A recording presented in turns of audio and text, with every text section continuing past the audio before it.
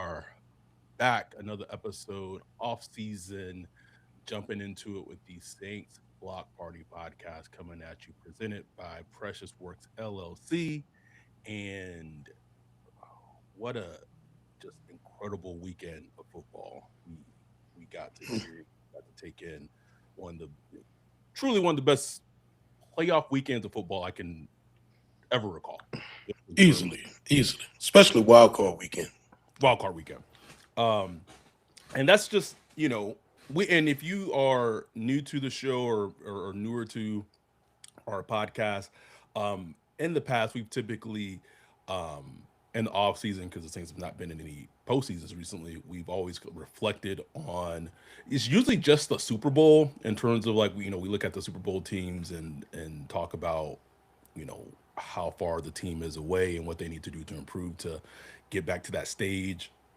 But as I was watching the games this weekend, wild card weekend, I wanted us to do this episode for wild card weekend and just looking at the matchups, looking at the teams, of how far the Saints really are away in terms of building themselves to be a playoff team and what they need to improve on to one get back in the dance, and two, not just get back in the dance, like to actually like be competitive and win playoff games and be a contending team. If you are new to the show, Adam, joined by my co-host, my friend, my buddy, my pal Ryan, aka Wolf, and I guess we could. I kind of want to go in the games in chronological order, but gotta address the elephant in the room, or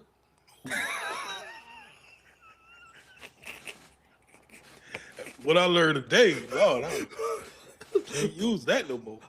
the the what in the what pile? The what's in the what What's pile? in the wood pile? Did they say Anyway, anyway, bro, America has been so racist. everywhere, bro? Look America close been, enough, you're gonna find a little sprinkle of racism. bro. America been so Awesome. racist for so long, bro. Anyhow, if you don't know what we're talking about, look up the idiom elephant in the room that is now called that, but it was derived, excuse me, from another idiom way back when, and I'm just gonna leave it at that. And that's what I love about our Discord. If you're not part of our community, patreon.com/links party, bro, The range of topics we talk about bro, it's unbelievable. It's unbelievable. from The last range of night, topics. from last night to this morning, bro, just like the media gate thing with Mia, and she was like, she's dead, Adam. just so. Um. Anyway, sorry. I forgot what I was even talking about. Oh, elephant in the room. Let's talk about this AJ Brown. Let's just get it out the way. Let's knock it out the park. Okay. We writing potentially is on the wall for AJ Brown's career to come to an end. Not career, but his career in Philadelphia to come to an end this offseason. Not even potentially like by trade. Like he just may be cut in Philly. And it's one of those things where I truly go back and forth on in terms of if he's a free agent. I do think like highly like wink wink nudge nudge. I do think the Saints would be interested in AJ Brown. I don't know if that would be reciprocal, but the idea of adding an AJ Brown to this team, it gives me like a little like a cringe a little bit of just it could work like as people who have listened and watched and all this for this show. If you're watching on YouTube, we appreciate you. Like and subscribe. We are the fucking champions of saying how much this team needs juice. Like have been screaming it for absolute fucking years. You go back to listen to our episodes from 2020 when the team was like a playoff. Like we have been screaming for this team to add juice. But I don't know if the AJ Brown thing would potentially work out for this team. He'd be 29. He's going to get at least 30 million just for who he is and what have you.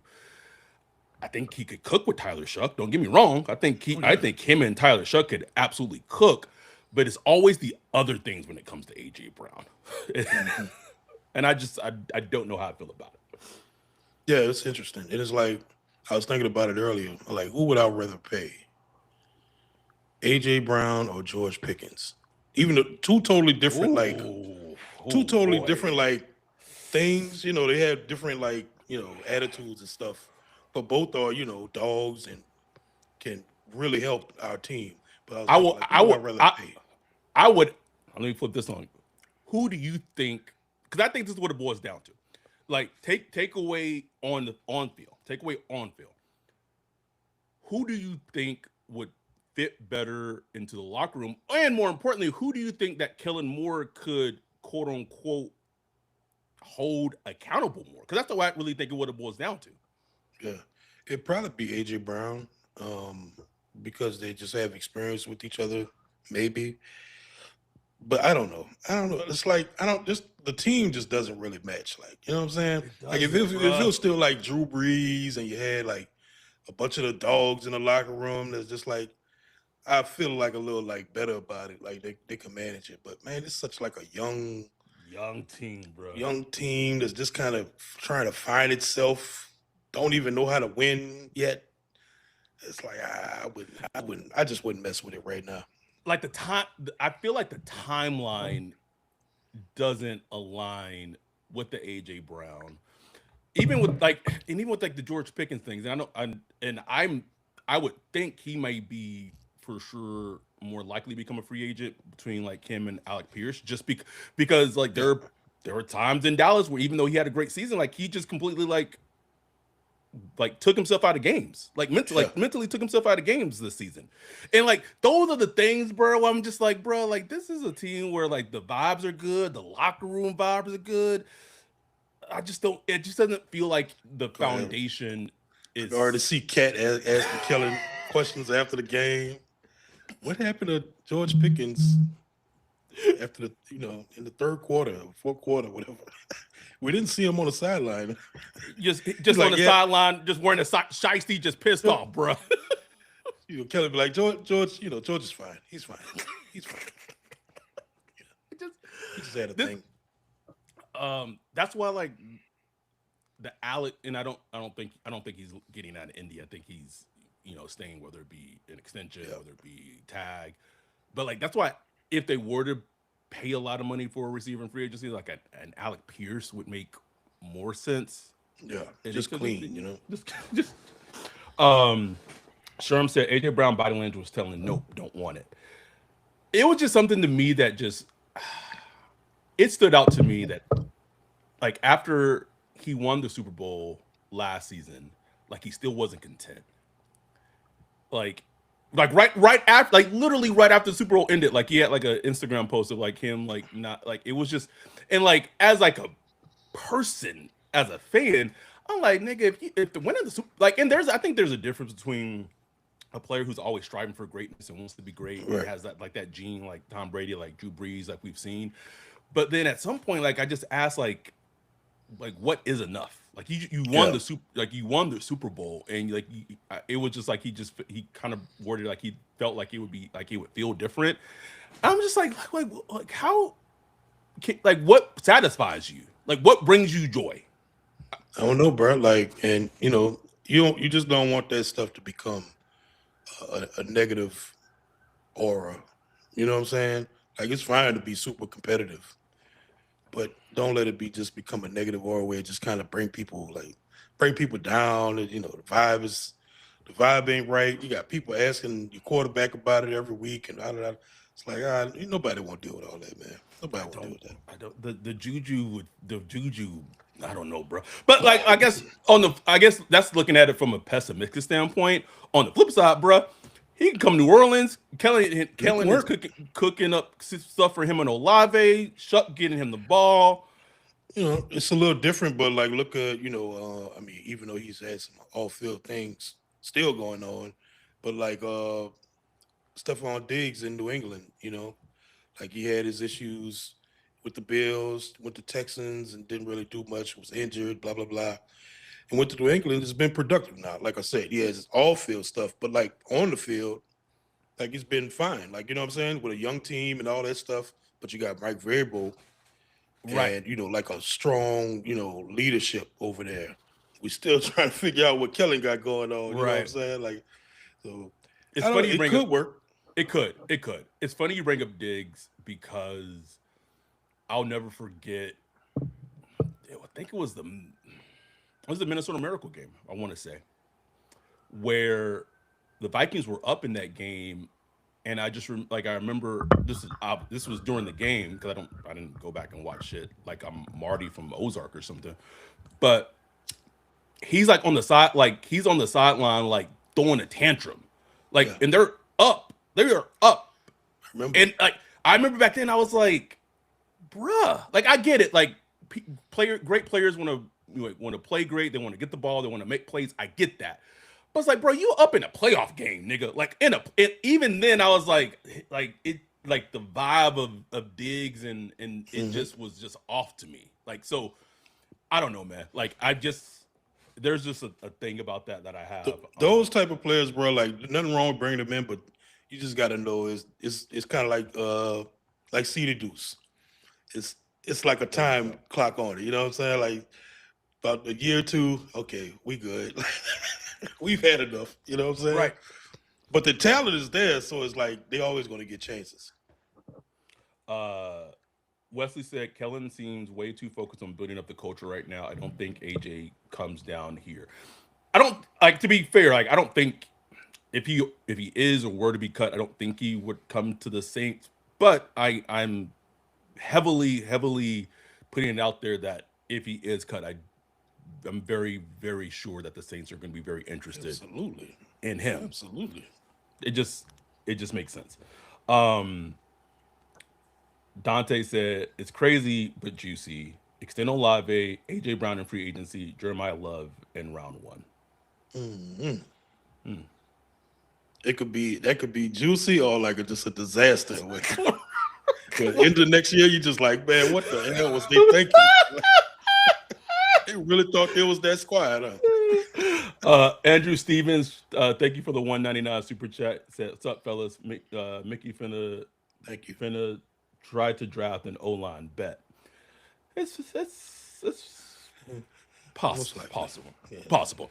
Um, if you haven't had a chance to yet, Wolf and I did our first prospect of the week episode for this draft season. We did it on Arizona State wide receiver Jordan Tyson, and so that's a Patreon only episode or a YouTube member episode. So if you want to watch or listen to our breakdown on Jordan Tyson, wide receiver from Arizona State that we did yesterday.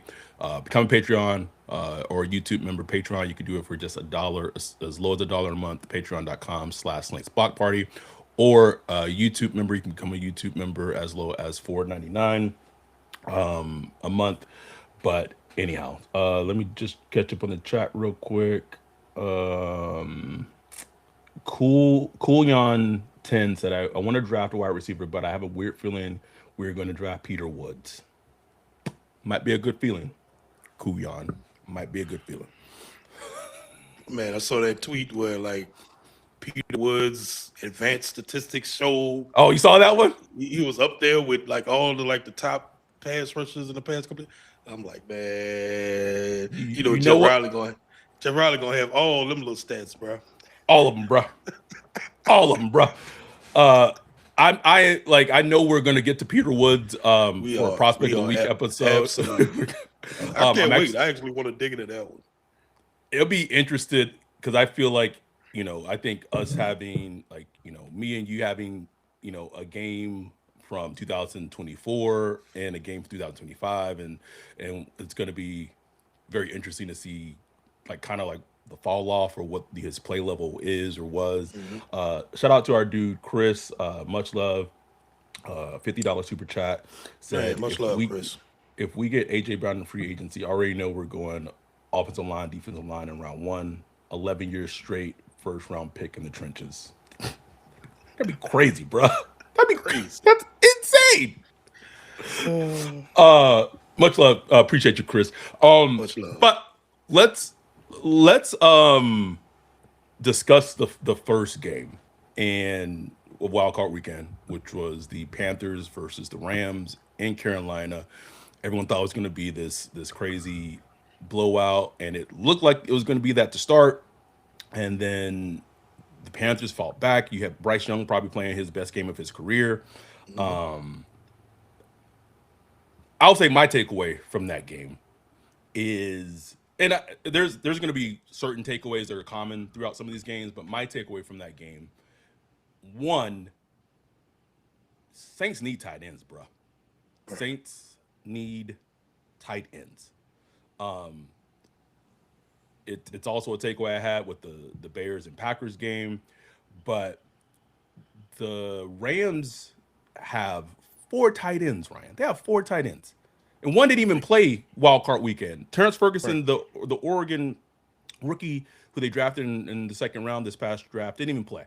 They had Kobe Parkinson, they had Tyler Higbee, Terrence Ferguson. I'm forgetting who their fourth tight end is, and it just allows that offense to be so multiple. I am kind of getting tired of hearing about the Rams 13 personnel because I just hear it from Very just fucking everywhere, bro. Like it everywhere, just makes me bro. want to bang my head in. But you see how effective it can be. Like if I'm the Saints, like that the catch that Kobe Parkinson had, bro, like in the inside Ridiculous. touchdown, like good lord. If I'm the Saints, and I'm not, and the Saints are gonna potentially find themselves in that same position where maybe a lot of free agents don't want to come to New Orleans, maybe because of like agents and what have you, maybe not having the best relationship with Mickey, but like Tyler Higbee is gonna be a free agent in the offseason, bro. Like if that's not someone who, and I've said this on a previous episode, if that's not someone who's like tailor made for Kellen and his system, can come in and just be a tight end too.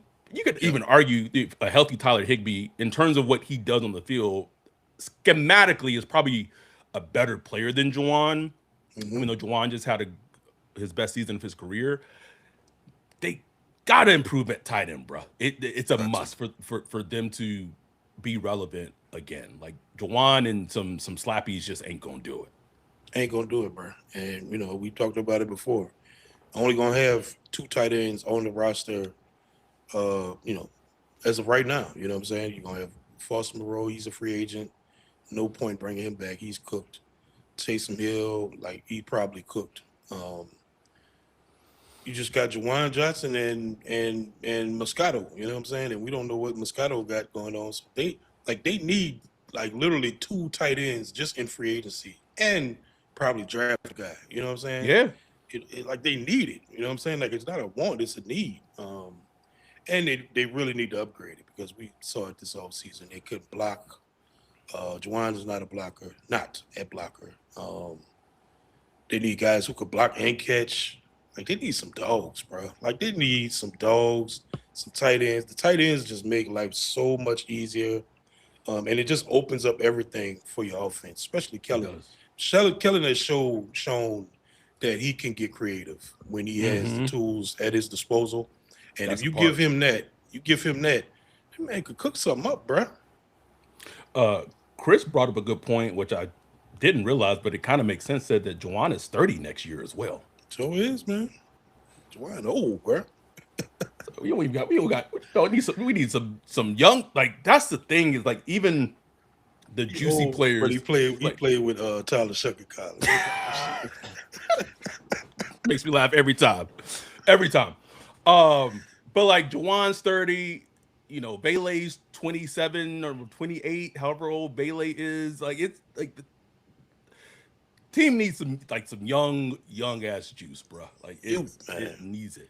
It's And that's I and said that's one go ahead. another thing I pulled away from these playoffs. Like, and just still sticking to the Panthers and the Rams. The Rams going youth past couple of years, drafting their ass off on the defensive line, the tight ends, everywhere, bro. You just see that in infusion of youth that they've focused on, and how it's really just gave them the opportunity to, reset the clock and open a new window for them to potentially go to a Super Bowl. It has. Another takeaway I had from the same game, and I said this like in the Discord, and I said it a little like facetiously, but like maybe not. But like I could see like Mickey Loomis seeing like the Panthers with Coker and Tech going like, oh shit, we got that at home with Olave and Bailey, baby. Like shit, we good That over pissed here, me bro. off when you said that, bro. I'm like, yeah, that's true. Like I know he would look at it and be like, got that already? Shit. Got the shit. We don't swept them niggas twice this season anyway. We need juice for. We got But Bailey and Olave at home. like, can we find a Coker? Like, damn, that boy dog. Like, can we find something like that? Shit. Undrafted free agent from Holy Cross. The Saints will tell you, well, we had that player. His name was Rashid Shaheed. Whoop. They dropped the Coker. Okay. They dropped. Okay. They I hear that. Can we do one again? Like, can we find one again, please? And another thing that stood out to me, and this is just not just from this playoff game, but just kind of you see a lot of the Rams games lately, is that, and I've harped on this, but like the pro scouting for the Saints is just don't feel like it's been up to par to what it's been over in the past. Just an example from this game, the fact that the Rams were able to bring in like this kind of backup linebacker and Landman from the Falcons, who was kind of like this journey guy, and the fact that he signed with them for like a cheap deal in the offseason and just has been a fantastic middle linebacker for them, green dot player, and got a contract extension during this season. Like I came in, like, when's the last time something like that has happened? Like for this, like I feel like it's like DeMario, like the last, like it feels like DeMario was like the last one, bro. Yeah, pretty much. Like Chase Young, he was like a big name, like first round, Yes. number 2 overall, whatever. But like just finding those gems in free agency, it really hadn't been much in a while, bro. Probably DeMario, you're right, probably the last one, man.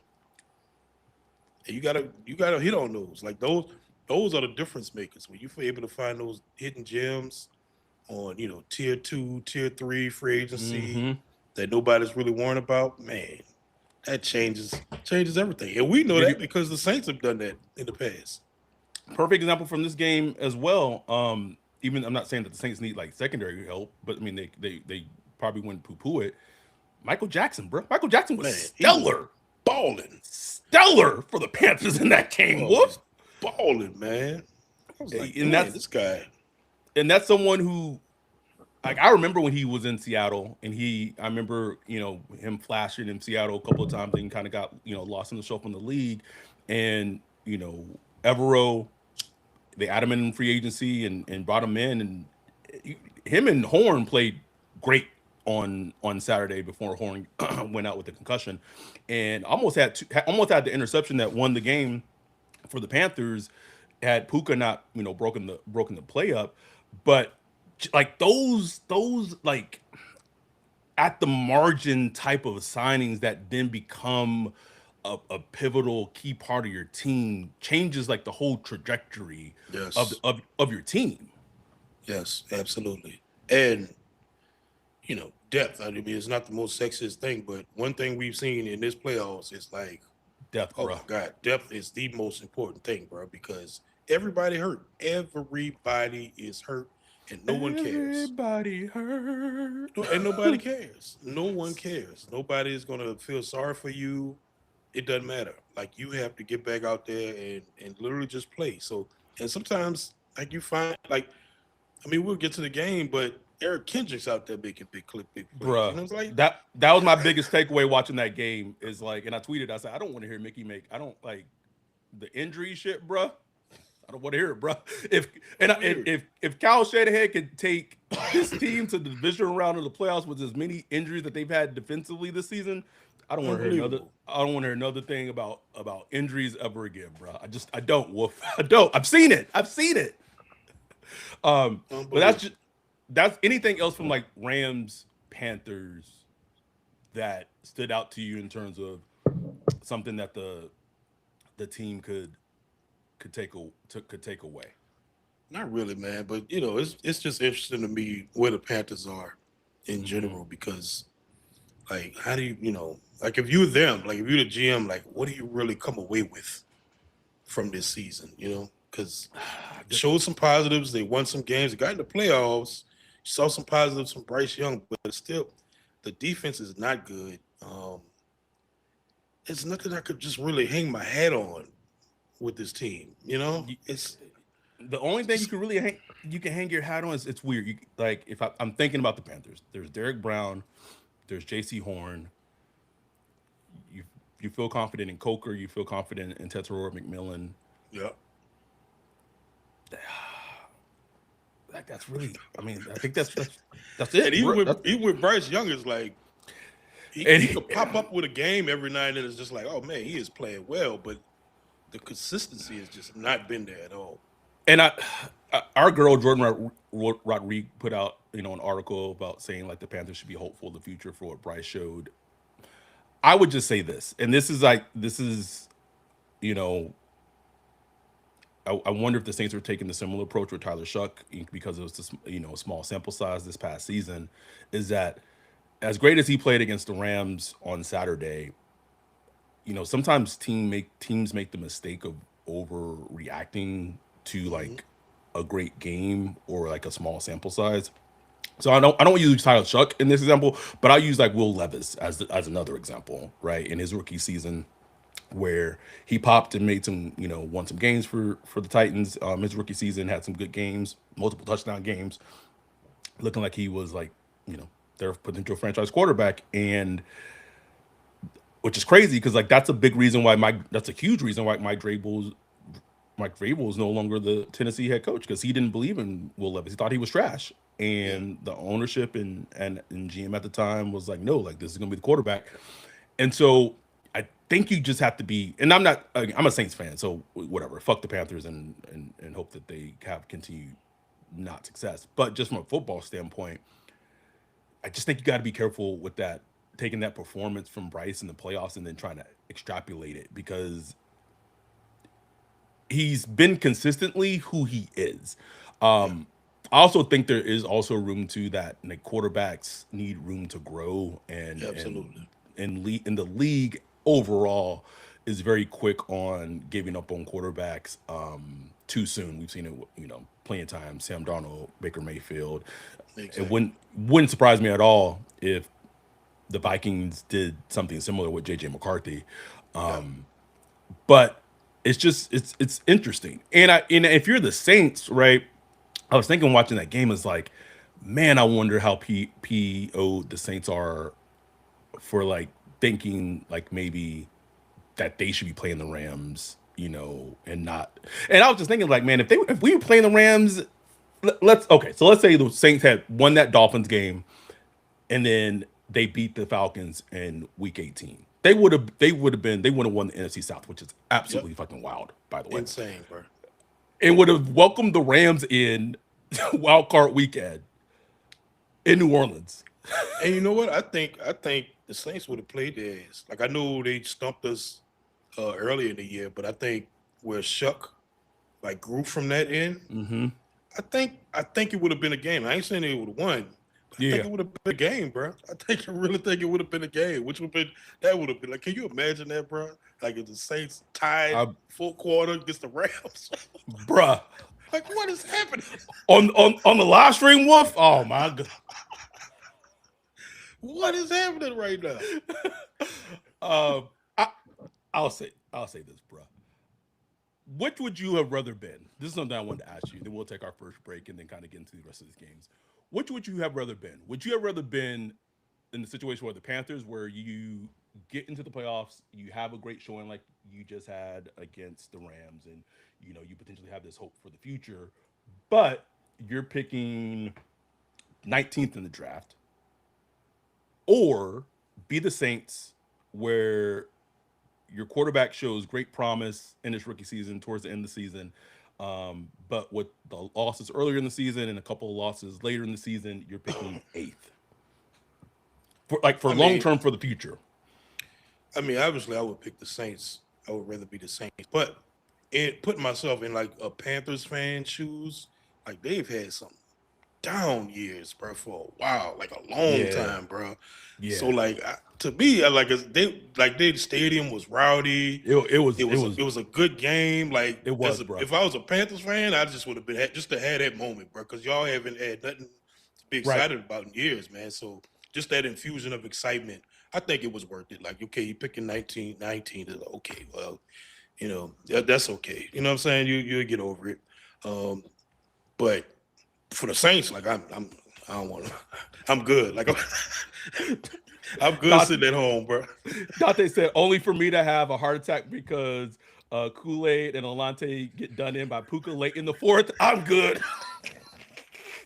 I can see it clear as day, Wolf. Clear as day, Clear Wolf. as day, bro. Alante doing that little run.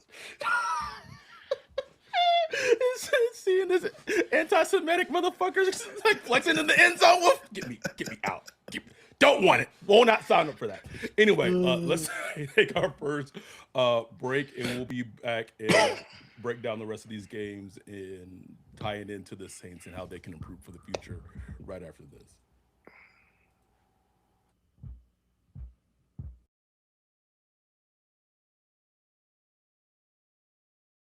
Yo, what up, Wolf? What are you looking at? Man, I'm checking out this website. This site is cheeks, bro. In 2025? How do you have a crappy website? Couldn't be me. They need to hit up our guy Bijan with Precious Works. Precious Works offers to not only build you a website that's tailored to you and your customers' needs, but also to continue to manage and maintain it so you can focus on your business. Don't have much time? Precious Works is just what you need.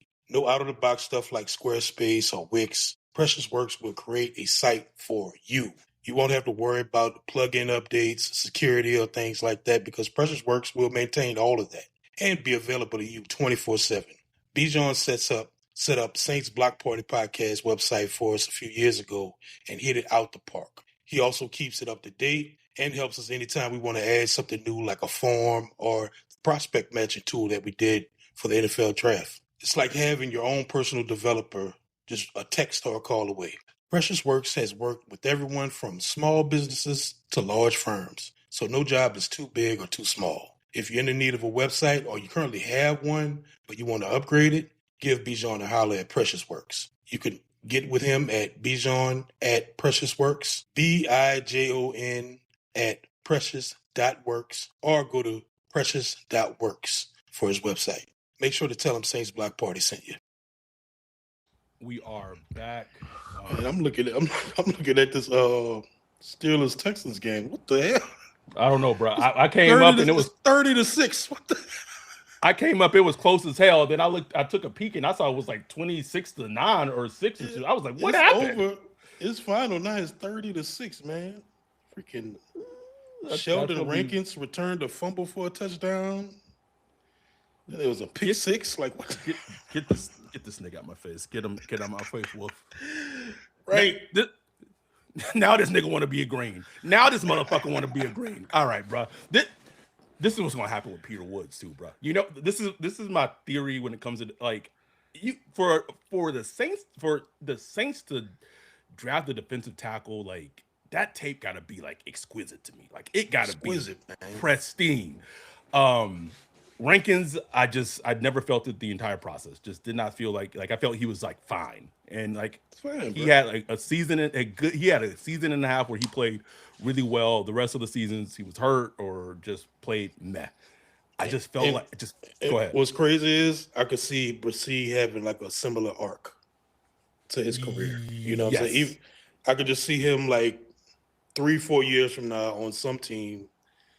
Like, oh, look at Brissy making a sack. Like it's just like just still playing, making plays in the league. You know what I'm saying? Like I could just see him on that type of arc. I could also see that also becoming Peter Woods, like him being like a decent to good player, but like largely overwhelming. Got enough of that, bro. We got a lot of fine DTs, a lot of fine. All right, got 31 concurrent viewers, 171 views. Appreciate y'all. Everyone is asking me to do the shimmy. I'm not doing the shimmy. I'm not doing it. Shimmy's retired. It was that one episode. Uh, Rod said I wouldn't mind having MVS back on a cheap deal. MVS is what it is, bro. Like MVS, you go catch those two balls. People in the chat were saying AJ Brown was washed, and then Nighthawk said AJ Brown not washed. Situations can change a lot. I don't think he's washed. No. He did drop a lot of like quite a few balls Yeah. this season. Let's see. Let me just catch up on the chat before we dig in more. We need a young wide receiver, big body. Yes. Oh, someone asked us early in the chat, basically about like the receivers, like in terms of like the receivers that we would want the Saints to draft or what have you. So what I'm going to say is this: we have a whole series of our prospect of the week episode that we are putting out every week where we're talking about a prospect, and in those episodes we also have our cloud. So if you are a Patreon or if you're a YouTube member, at the end of each episode we have our clouds of the players ranked in terms of, you know, if we were drafting from, you know, my perspective and from Wolf's perspective. So check that out because you'll have the insight of players that we like over who or what have you.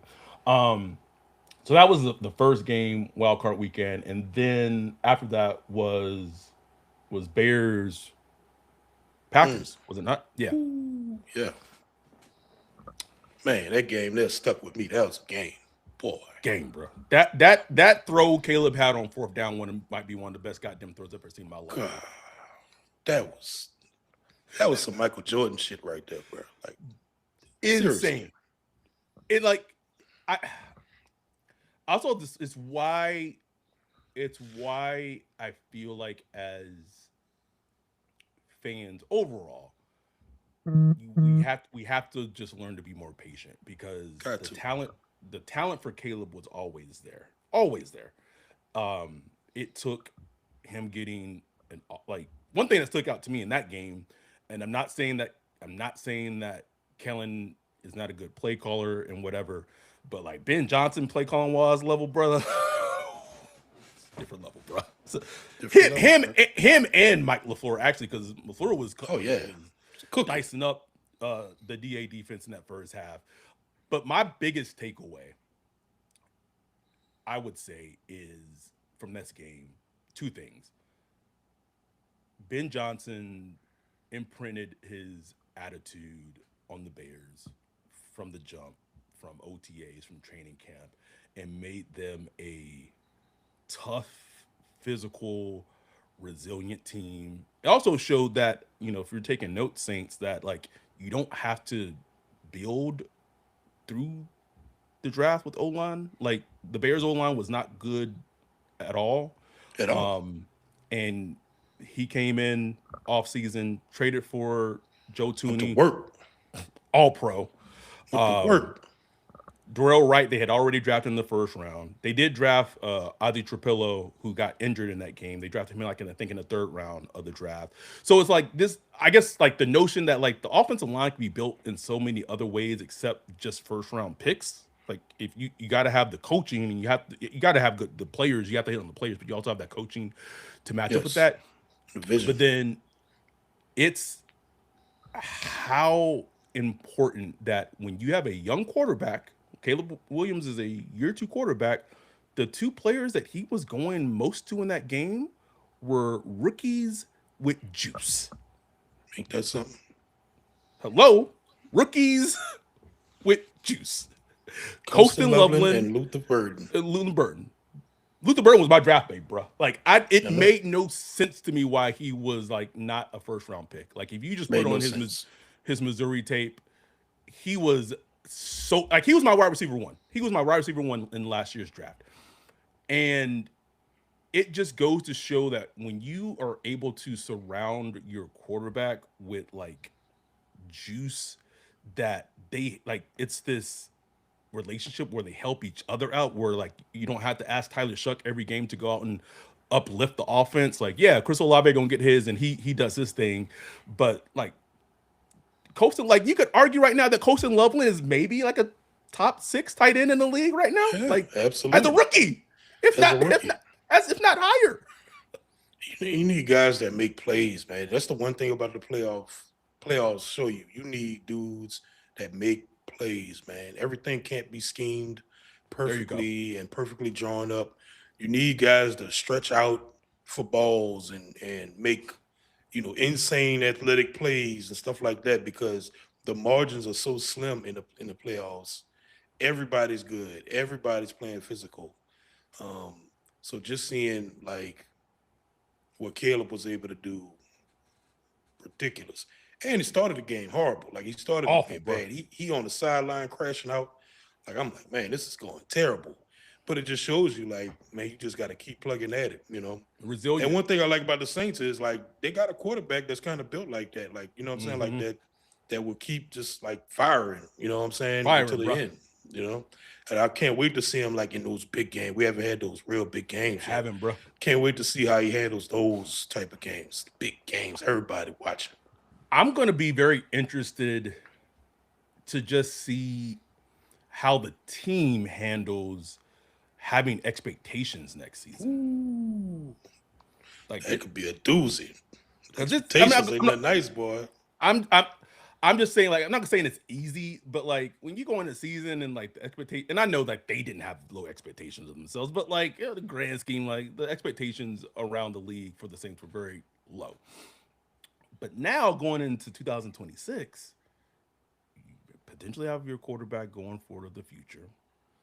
Those expectations rise a little bit. So you go and then you go into games where now teams potentially aren't just like, oh, these niggas right here. We'll give our C effort. We're gonna come out and win. Like the Rams, when the Saints played the Rams this season in LA, the Rams were playing at a C level effort wise and smoked them. Smoked them. But when you have a quarterback and it's put on film, like in team, like so, like defenses are like a little more perked up. Like, oh, he got some. Oh, he got an arm. Oh, he can run. Like offensive rookie of the year. Okay. Those expectations go up, and so for me, I'm just going to be interested to see how Kellen handles those expectations, how Shuck handles those expectations, because sometimes people can kind of crater when expectations are put on them, and 100%. There are going to be expectations that this team has on them next season. Let's see. Stephen A. Smith, that's a weird thing to have as a handle. The Saints won't draft Peter Woods because he's a 3 technique, and the Saints use a 4 technique in their schemes. I would not bet any money on that. Justin Cash with $2 super chat. Appreciate you, Justin. Sign Bills guard Edwards and draft Tate or Downs. Would be fine with that. Hemisphere said the man Texans just got Tomlin fired and sent Aaron Rodgers to a retirement home. Season just turned out exactly how everybody thought, bro. Grand opening, grand closing. Grand closing. Anything else from Bears? Oh yeah, Packers? absolutely. Kicker. Like, thank you. The Green Bay kicker cost them 7 points. Seven points. Missed 2 field goals and an extra point. They would have won the game. They would have won the game. Sounds familiar from a former kicker that was on the Saints this past season. You can't mess around with that position. You just can't mess around with it, man.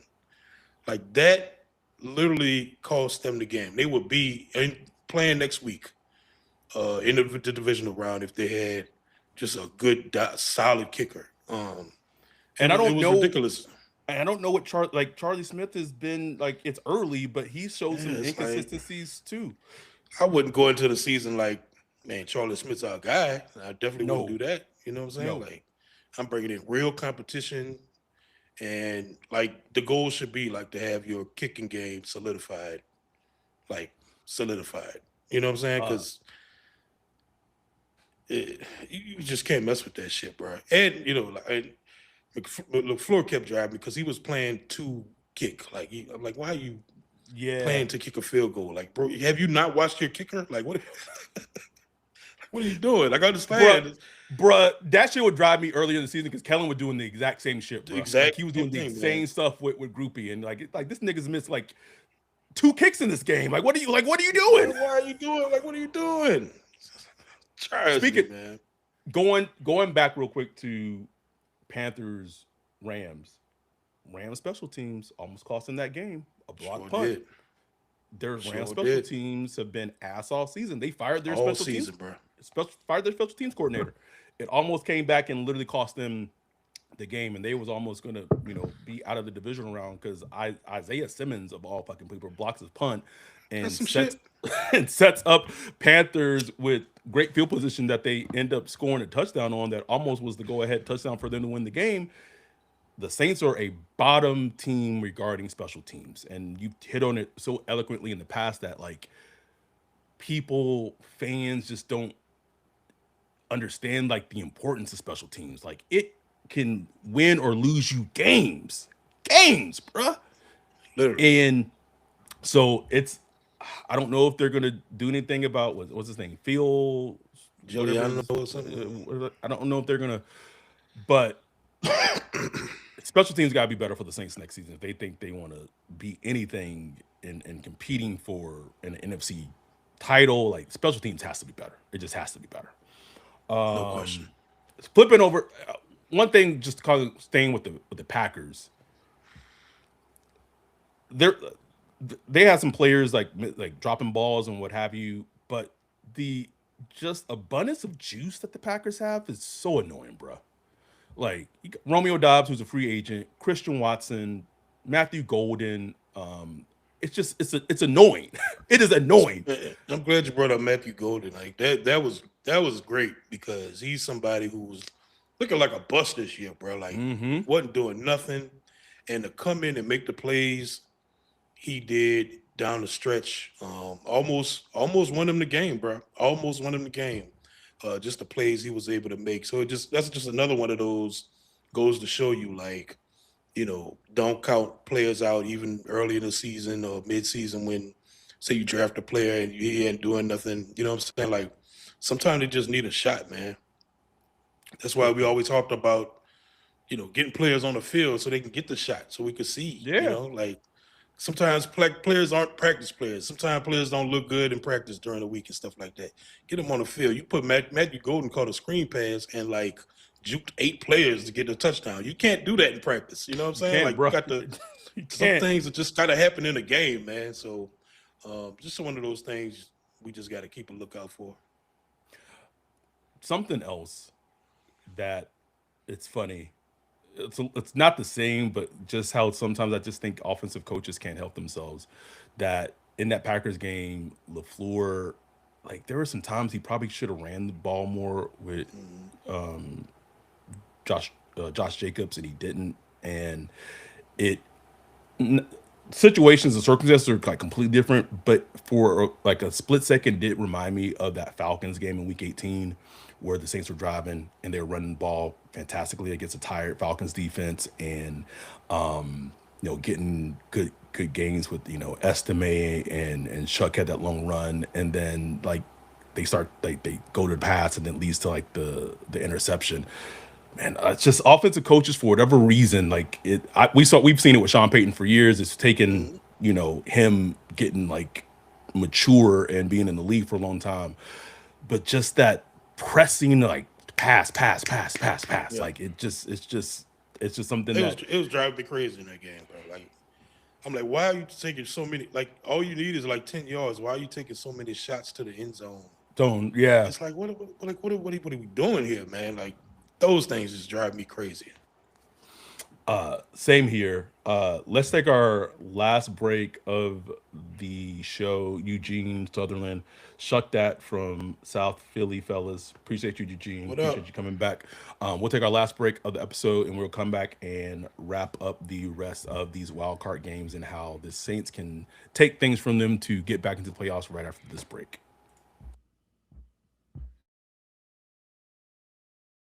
Football playoffs are here, and Underdog is the best place to get in on the action.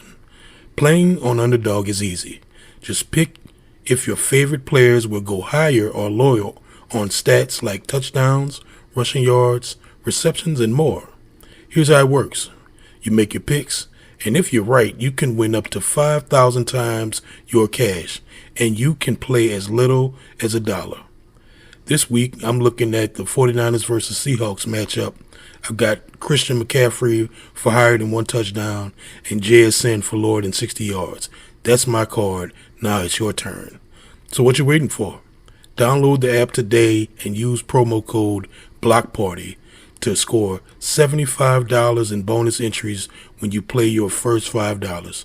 That's promo code BLOCKPARTY. Underdog. Make picks. Win money. Must be 18 plus, 19 plus in Alabama and Nebraska, 19 plus in Colorado for some games, 21 plus in Arizona, Massachusetts, and Virginia, and present in a state where Underdog Fantasy operates. Terms apply. See assets.underdogfantasy.com/web/play and get terms _DFS_.html for details. Offer not valid in Maryland, Michigan, Ohio, and Pennsylvania. Concern with your play? Call 1-800-GAMBLER or visit www.ncpgambling.org. In New York, call the 24/7 Hope line at 1-877-8-HOPE-NY or text HOPE-NY 467-369. Appreciate y'all. We are back. We got 41 concurrent viewers, 236 views. Appreciate y'all. Randy Major said that throw Caleb Williams threw in the fourth quarter reminded me a lot of the throws Chuck threw against Atlanta to Juwan Johnson. I think they're just different type of. And this is not me being a homer. That Caleb throw is like it. No. Insane, bro. Insane. I don't know, bro. Like Chuck be having some throws now, bro. He does. He does. Throws. I would say the throw nuts. Even that Caleb throw that he threw to win in overtime to DJ Moore was all like he's had some throws. He's had I think 8 throws this year though. That's like what in the world? It just doesn't make any sense. Bills, Jags. Takeaway from this game. Don't want to talk about Mediagate. I'm already over Mediagate. Please, one thing, please. Oh, God damn it. One thing though, I will say, is as complete as as complete as the Jags were defensively this year and played great with Josh Hines Island and Trevon Walker, Devin Lloyd. Just like, bro, like when you get to the playoffs and if you go against like a S tier quarterback, I'm just like I think not tomorrow, but like this upcoming week, Broncos Bills is going to be like a great case study for that. Sometimes, bro, it don't matter. It don't matter, bro. How good your defense is in 2020, like in just modern NFL football. Also, can we just talk very quickly of how idiotic the Saints were not to get anything from Buffalo for Brandon Cooks, bro? Crazy, bro. He making plays.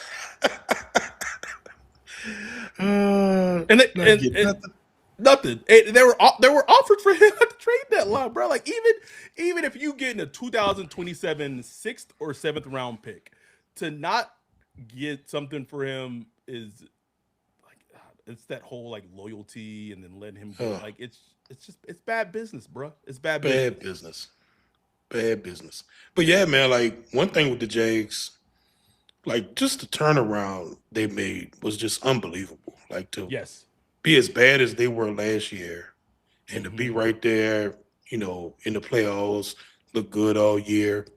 But like you said, man, like Josh Allen carved him up. Like Josh Allen played like just good old fashioned quarterback in this game. It just like he just sliced them up, took them apart. Greg Newsome and I forgot the other cornerback name. Just like tore him up, bro. Tore him to pieces. It was interesting though. Like games like this, bro, is like.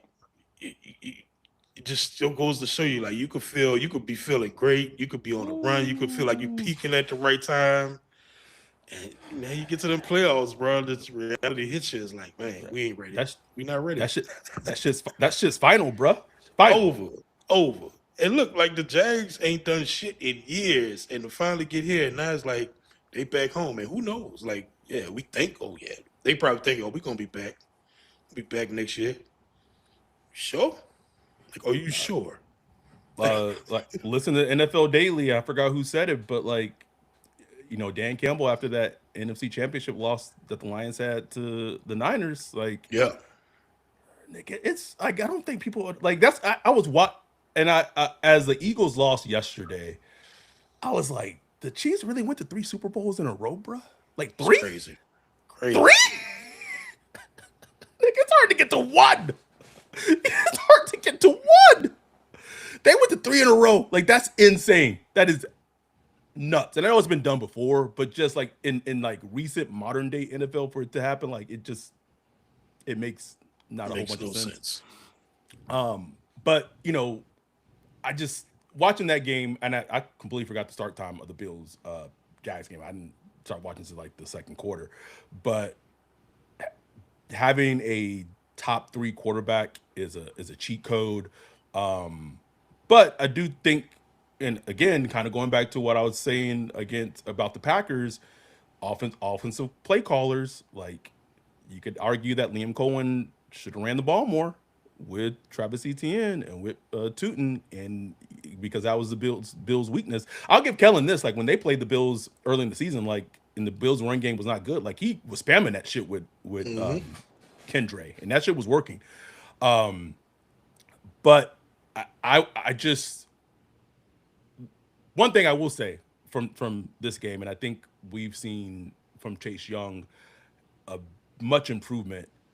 Miss me with pressure stats, bro. Like the Jags had a lot of pressure against Josh Allen this past weekend. They had 1 sack on him. Like if you not converting those pressures into sacks, bro, I'm not saying it doesn't matter. Like quick pressures matter, but like but like if it's not affecting the quarterback, it don't matter to me. I don't care that you pressured him. Like, did you affect the pass? Even if it's a sack, a hit, you knock the ball out, you cause an error throw. Like you have to be disrupting and not just pressuring. You know what I'm saying? Pressure is. I'm not saying it's meaningless because like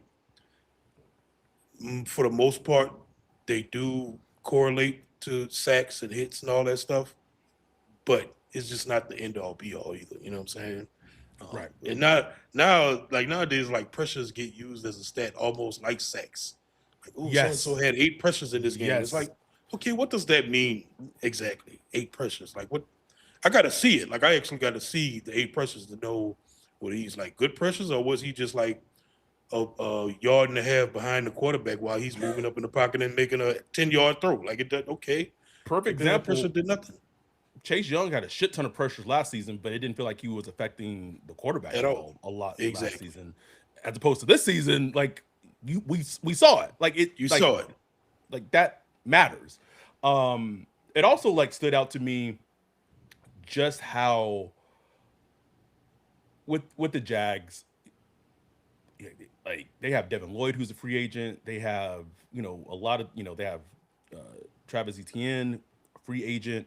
So I'm not saying that their window's shut. Like it things are probably looking good for Jacksonville. But like you said, man, like, there's a finality. And time for their new GM to get to work because I mean they I know they ran Trip Baalke out of there, but I like, man, Trip Baalke built y'all a little squad over the years, you know. Yeah, it did, bro. It did, bro.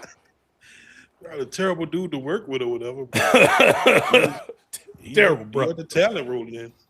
I'm going to combine these last 2 games as we wrap this up. It was Chargers and Patriots, and then what I was able to see today from Steelers and Texans. Just completely skipped over Philly and Niners. That's my bad. Whoops. That's the game where you talked about like the importance of depth, and exactly. You had Demarcus Robinson go over like 100 yards. Brandon Ayuk hasn't played all season. Ricky Pearsall is constantly hurt, and then you had Demarcus Robinson just go out and get you, I believe, 100 plus receiving yards in that game. You had George Kittle get hurt, tore his Achilles early in that game, and then you're just kind of flip and just take Kyle Juszczyk, who becomes like a pseudo tight end, and was like the play calling that Kyle Shanahan did on Sunday, bro. I just, cooking, bro. just I mean, Brock Purdy threw what 2 interceptions, and you still felt like they had the game handled, And part of that was like Philly's offense just was dead, just dead. bro, it's gross, They couldn't bro. do nothing. Like it was just their body language was horrible. They just didn't look like they wanted to be there. It was, Um, yes. I was like, what is going on over there? Like something in there stink. Like, they just tired of Jalen Hurts. Like something, I don't know. I don't know. They tired Jalen Hurts. They tired Nick Sirianni. Like I don't. It might be both, bro. I don't know. It could be both. That's stink. That's one thing I took away. Is like making sure you have like a pretty good building, a good locker room, whatever you want to call it. Like, because the vibes, like, the Eagles are loaded. They are healthy.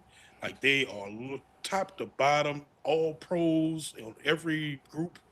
Like they should not. They should be in the playoffs still. Like they should be a good team. Makes no sense. They just won a Super Bowl, and it's like they just look like they ain't belong, bro. And it just goes to show you how like just having like a bad aura in the locker room or whatever's going on could sink any ship, bro. It could sink it. That's why I started off with the whole AJ Brown thing of just how if the Saints went that route, I'm just like, I have my reservations. Another you said- quick Go thing before that. Christian McCaffrey ran a Texas route. I posted in the Discord. A Texas route from this side. He's on the opposite side of the quarterback. Came out, think like he was going this way in the end zone, and then jerked it back in and caught the touchdown pass. Kellen Moore. Like, can we get some of that scheming, bro? Our running backs. Like, I know we ain't got no dog. I know we ain't got no running back. AK, yes, he's probably cooked. Okay. But whatever running back we wind up getting this offseason, like, can we do some of that stuff? Please. I'm saving this. Well, I'm going to let this out, but like we'll talk about it more in depth on our Jeremiah Love prospect of the week. Some of what makes Love a very exciting player is his ability in the passing game and the receiving game. If he were to come to the Saints with Kellen Moore's history of not utilizing running backs in the passing game, like does some of that get largely like minimized? I don't know, bro. Like I don't know. I just can't believe Kellen would be that stupid. I would hope not, bro. I would hope not. Bro. Anyway, like you said, just the importance of having like the depth that the Niners have is important, but the fact that they were able to sign like guys off the street like Right. Eric It ain't even Kendricks, depth at that point. It's like, Garrett Werlow, and they was just able to just be able to drop in Robert Saleh's defense and play like outstanding games. Like it's coaching, bro. Like coaching in the NFL goes so far. It goes so far, and I think with that Eagles Niners game, you saw like the opposite ends of the spectrum of like an elite coach. And I know Nick Sirianni won a Super Bowl, but like in terms of like him as an actual coach, I still like scratch my head a little bit of just like I don't buy it at all. just like what competitive advantage do you bring on Sundays? I don't know what it is. I could not tell you what it is. If he got fired tomorrow, teams would not be lining up. They would not be lining up. I'm sure he'll get some interviews. He'll get a couple interviews, but I don't think teams will be beating down his door, which is crazy. He just won the Super Bowl, but we saw the same thing happen with the last coach. I forgot his name. Doug Peterson? Pissed off Angelo. Yeah, Doug Peterson. Hey, but even Zoom at interview. least had like, okay, he was an offensive guy. He had something like you could point to and be like, okay. Yeah, and he had some offensive creativity, Right. He was, yeah. But like with Sirianni, it's like, what do you do? Like, I don't know, bro. Manage egos, nigga. Manage tantrums. I don't know, bro. I don't know. Shout out to Justin Cash, $2 super chat. Bring me Tyler Thank you, Higbee. Jess. Would love Tyler Higbee. Let's quickly put a bow in it. These last two games, the deep defensive struggles, and then the blowout that the Steelers had. I will say this: what the Patriots did, and what the Steelers, or sorry, not the Patriots, what the Texans did defensively, that is extremely hard to emulate. Very hard. In terms of like building a defense like that. And I just, not only is it hard to emulate building a defense like that, I've also seen defenses like that oftentimes like in crunch time, fourth quarter drive, whatever, they need to stop. No matter how good the defense is, I've seen defenses like that like shrink so many times, like historically. Yep. I've just seen it. But all that to say, what what Digomiko Ryan is able to do with this Texans team, what the Patriots and Grable was able to do, just stellar defensive jobs. And taken from that, I would completely understand, as much as we're screaming for juice and what have you, and wanting juice in round one, if the player at 8 was like a David Bailey, a Caleb Downs, even maybe like a Ruben Bain, and Brandon Staley's like pounding the table for one of them, I could get it because Brandon Staley has shown you what he could do with, pretty low talent on the defensive side of the ball. So you then start thinking like, man, if we got him some players, Right. then you like, what could he do? So that's one of my takeaways I have from these last two kind of blowout games. Absolutely. The one takeaway I had from that Chargers Patriots game, I hate to say it, but boy, offensive line. I mean, that was horrible. I had to go and pull up some of the All-22 today, just to see. Like I was like, what really happened in that Chargers game? And it was embarrassment, bro. It was an embarrassment. Offensive line. It also shows you when you have an offensive coordinator that does not really bring you anything schematically on game day. Like some of the worst pass concepts you ever see in your life, like the route concepts or whatever. Just it's like what how is this dude? Like this dude has been on some of the best like teams. Great Roman, the 49ers with Kaepernick and all of the Ravens, Lamar. The Chargers. Like how is this possible? White excellence and white privilege, bro. Like I don't. Bruh, that's unbelievable, man. That's all it is, bro. All it is. Where my boy at? Dude? Who's the coordinator for Tom Brady with the Bucks? I know. Brian Leftwich. Can't even remember his name. Man won a Super Bowl.